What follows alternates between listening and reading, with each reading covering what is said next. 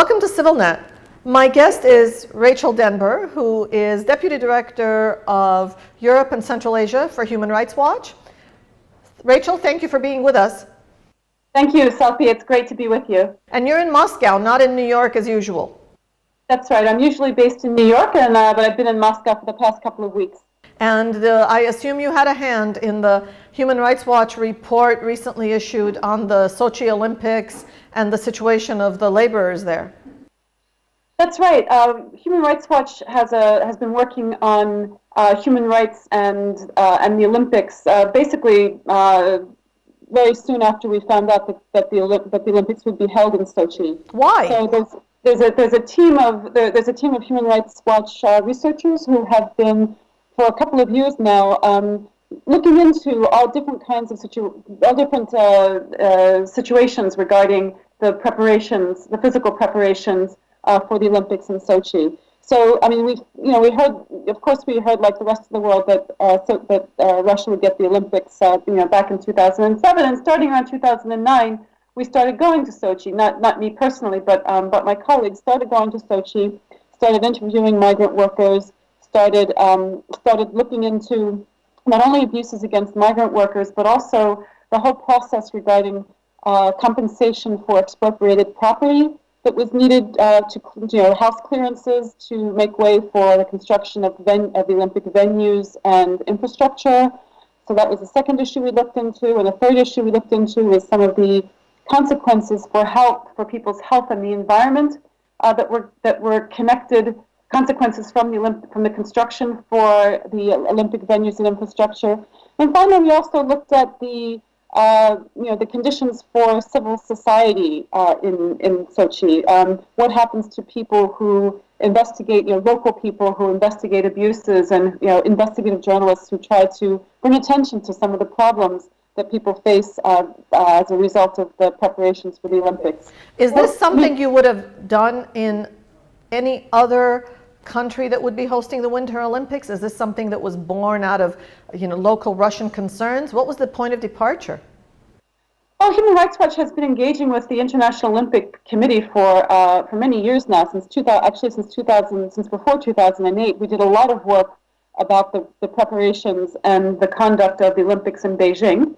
And Human Rights Watch has been engaging generally with the International Olympic Committee to persuade the International Olympic Committee to create a standing committee that would be in charge of looking into human rights conditions in countries that are either candidates to become hosts for Olympics, and countries that have become hosts for the Olympics. And the idea is that the Olympic Charter embraces the idea of human dignity, and so we believe that the Olympics should not be connected, the Olympics should not be connected to encroachments on human dignity, and that the International Olympic Committee really should have a commitment and a duty to making sure that preparations and conduct of the Olympics doesn't involve human rights violations. Given that the International Olympic Committee touts the Olympics, all of the Olympics historically, as a venue for doing good and sharing and cooperating and the best of humanity and all of that, given that Russia wants to use this as a calling card, do you think that the impact of the report will be positive? Tell us a little bit first about what you've recommended. Okay. Well, I mean, in the report, in the research that we did, we found that many migrant workers don't get the wages that they were promised. In some cases, the delays with their wages are so bad that they have to make a decision about whether to stay in their jobs, to keep with the construction, and gamble that maybe they will get their wages eventually, either that or just cut their losses and go somewhere else. So, and if they do that, then they don't, obviously they don't get any wages, they don't get their promised wages. But there's also instances, you had said there's also instances of passports confiscated.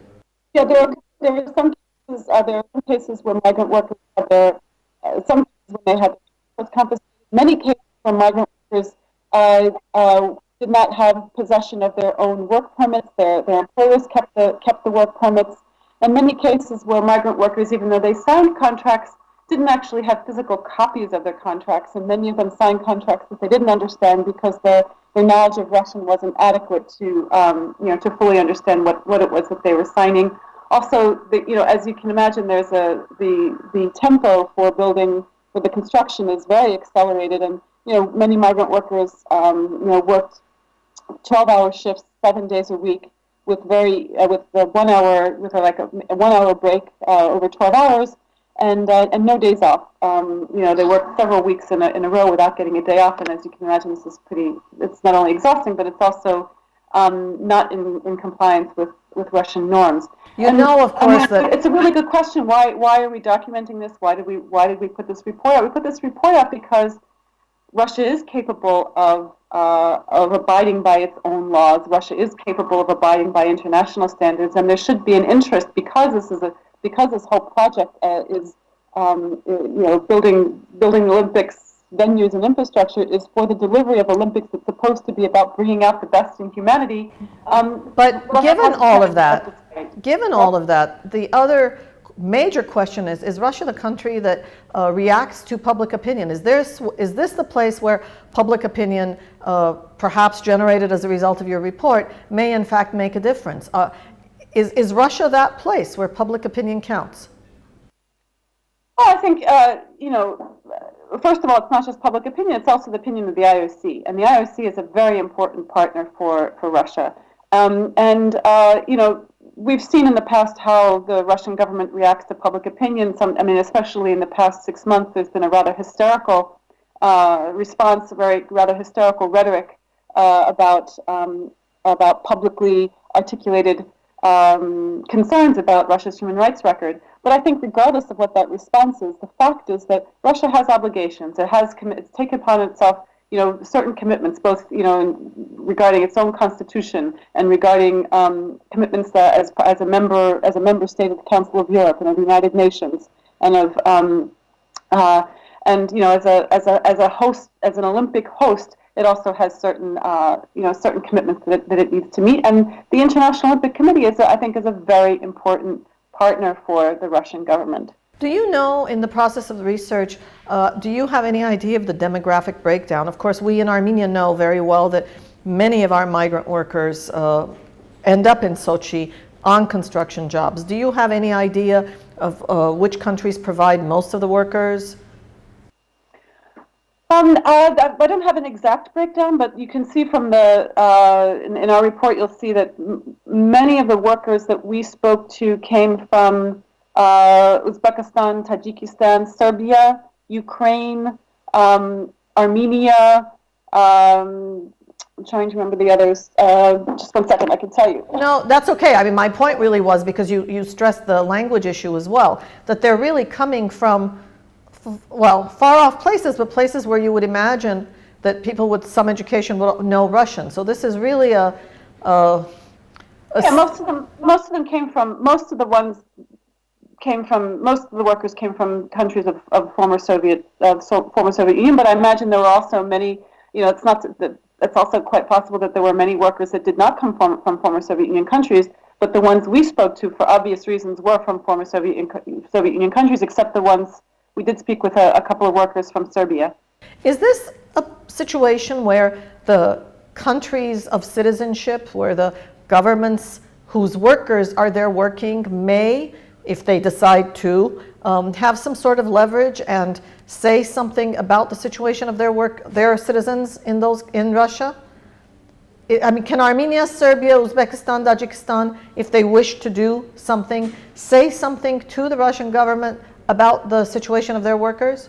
I think they absolutely should. I think that Russia has a large number of migrant workers. Over 9 million migrant workers, and a large percent of those, probably estimates vary, but probably around 3 million of them are in the construction sector. And Human Rights Watch has done work on migrant workers in the construction sector. We published a report on this in 2009, and then for the research from that report, we reached out to and spoke to embassies and governments of Kyrgyzstan and Tajikistan, and we reached out to the government of Uzbekistan and didn't get an answer.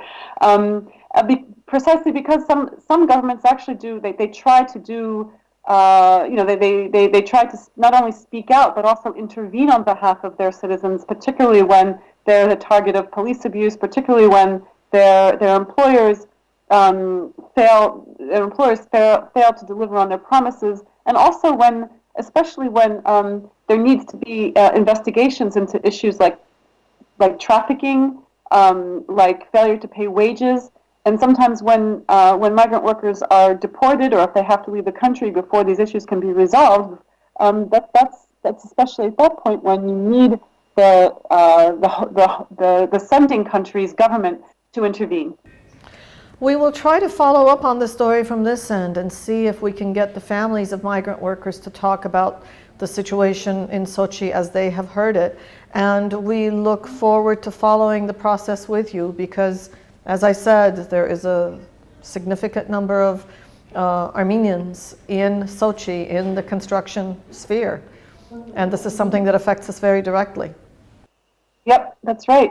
That's right. And I mean, there are other issues that we encountered in Sochi that I think have also been issues in Armenia as well, like compensation for expropriated property.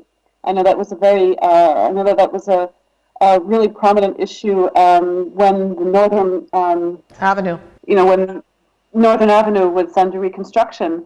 There were a number of, I think, a number of pretty egregious cases of people who didn't get who felt that they didn't have a fair and transparent process for challenging their property assessments and in getting compensation, just and fair compensation for their expropriated property. Yes, and we will follow that as well regarding the Olympic construction process in Sochi. Thank you, Rachel Denber. Thank you. It was a pleasure to talk to you. Thank you. Rachel Denber, Deputy Director for Europe and Central Asia for Human Rights Watch, talking with us from Moscow.